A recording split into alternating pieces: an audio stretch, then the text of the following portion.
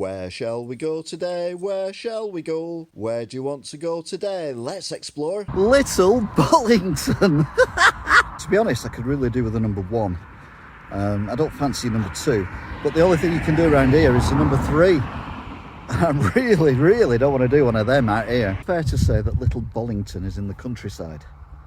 What with it being surrounded by, well, countryside. I mean completely surrounded by countryside. It's just, there's nothing but countryside. It's very nice though. Quite peaceful apart from the big road. Some things are a little bit strange. I mean, a number 3, for example, in the middle of the countryside.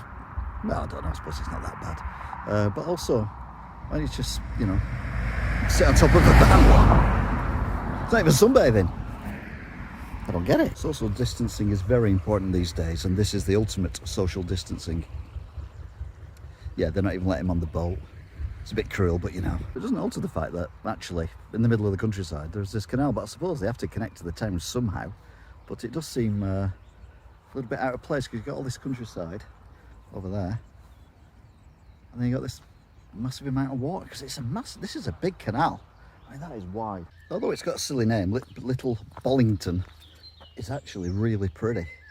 Got a nice, they hadn't invented roundabouts when this place was built, so they've got a nice triangle with a big tree in it. I mean, that is a massive tree.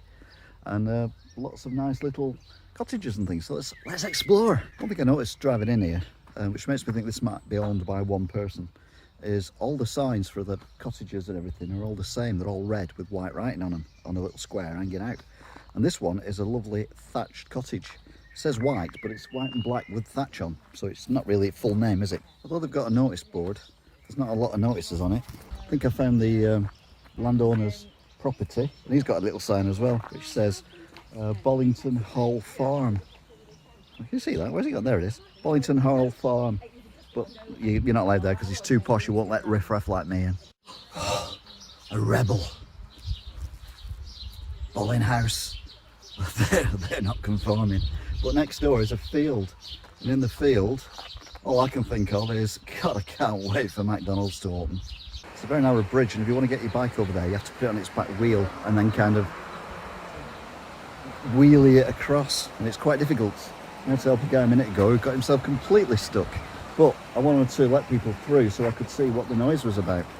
And here we are on a very posh river. I mean, this is a posh river in Little Bollington. As you can see, it's even got a weir.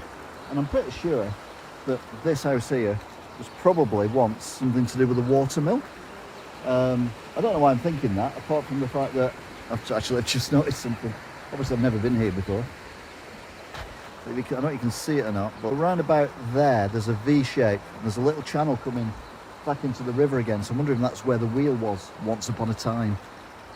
I mean, I don't know. Might not have been a wheel, it might have been a square. Now, I've seen all the places that when you're naughty, they make you go into stocks or something and then throw stuff at you. Well, not here in Little Bollington. If you're naughty here, they strap you to this thing, which is a beast of a machine, and they just rip you apart limb from limb. So you better behave yourself around here or else. There's a very impressive building that you can just see a bit of there. But there's also this little waterway channel thing which goes into that tunnel thing there. Which makes me think that this was once a water-powered building as well. More so because on the other side of the footpath, it does say in rather large letters, Bollington Mill. So I assume it was a mill that was driven by water. But it's in the middle of nowhere. What were they making? Was it like a James Bond lair of the 1920s? There you see the side of the mill, the Bollington Mill. I mean, it's not the biggest mill I've ever seen, I'll be honest with you. I know it's apartments, I assume. Well, that's what the sign said. But it's interesting to have a mill, literally, in the middle of nowhere. If you live in the mill, you have to drive up this road. Now, there's a pedal bike thing that's kind of taken up the whole road. And it's quite a long road as well. So I can imagine, I don't know how they do it. I mean, if you're and someone's coming and you want to go out, you're stuck. It makes no sense. This is bonkers, Bollington. Oh my God. Where is it? It's in the trees. Is that it? Could be it. That looks like a tower there, but there's a wall that goes all the way around. Actually, it doesn't. Goes the other way. It's a wall that goes all the way around to the end of this road. So I'm going to walk to the end of this road and see what's at the end of this road. Let's explore. One thing you can definitely say about Cheshire is it's quite woody. I mean, look at all the woods all around me. And it's quite wally as well. This is the wall, which doesn't seem to end. It just seems to go on and on and on and on and on. And even when I thought I got it wrong, when I followed the fence, the wall does actually carry on behind the fence. So whoever built this wall must have been very, very rich, or very, very private, or have very private riches, or rich privates. I don't know. Either way, they must have had a lot of money. And I still can't find a way in, which is a bit worrying. Well, mystery solved. I finally found out what this is. This is Dunham Massey, owned by the National Trust, and because of the current restrictions, it is locked up and bolted and closed, which is a shame. So I may have to come here one day when it's open. Right, I feel like I'm in Jurassic Park at the moment. It's still hear cars in the background, which is a bit of a relief. But I mean, it's quite dense. This is the Steve Woods.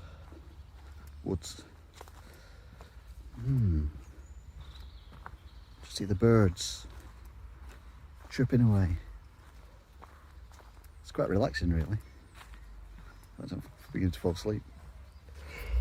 Which goes through this wood. You can hear hornets and wasps and bees, and I can't actually, just hear flies and birds. Come on, birds, eat all the flies. Make life a lot easier and less bitey. Get off. So, quite a long walk this. It's quite uneven as well. You can see now it's not the levelest of ground ever. In fact, this bit here has got a kink in it. Oh, what was that? Oh, I'm hearing noises. Where is it? Whenever I'm in woods, I'm not a big guy, but I had to bend over to go into that. Whenever I'm in woods, I always hear strange noises, and then find things which are strange as well. Like, for example, that.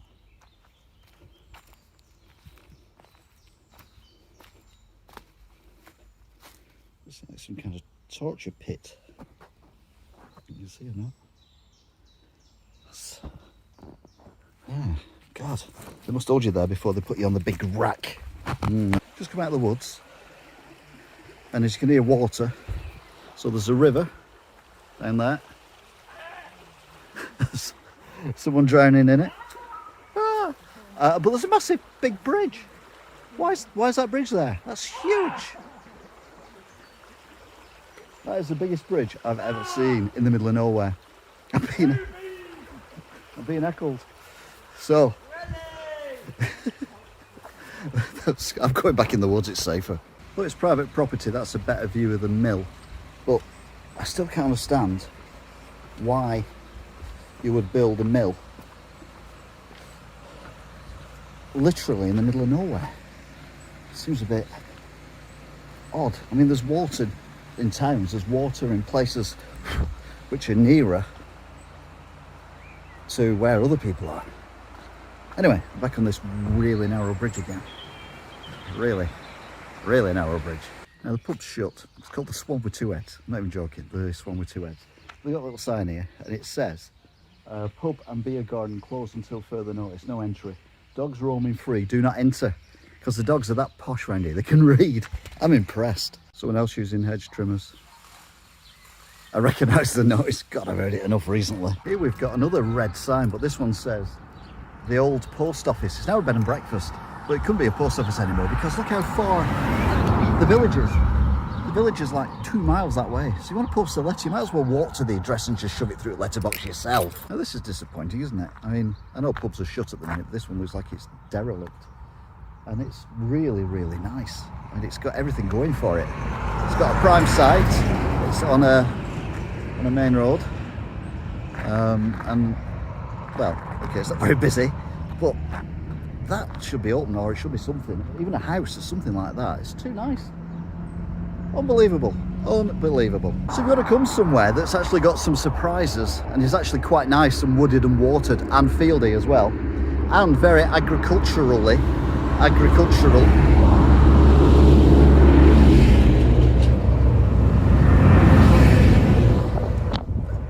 agricultural. You could do a lot worse. We come to Little Bollington. That's its name. I didn't even make that up. That's its name. I love it. Till next time. Goodbye. Where shall we go today? Where shall we go? Where do you want to go today? Let's explore. I know what you're thinking. You're thinking it's in the middle of the countryside. There's no way of getting there unless you've got a car. No, there's a bus stop. Oh. Except it hasn't been in use since 2018. That'll explain the couple of skeletons that are on the floor.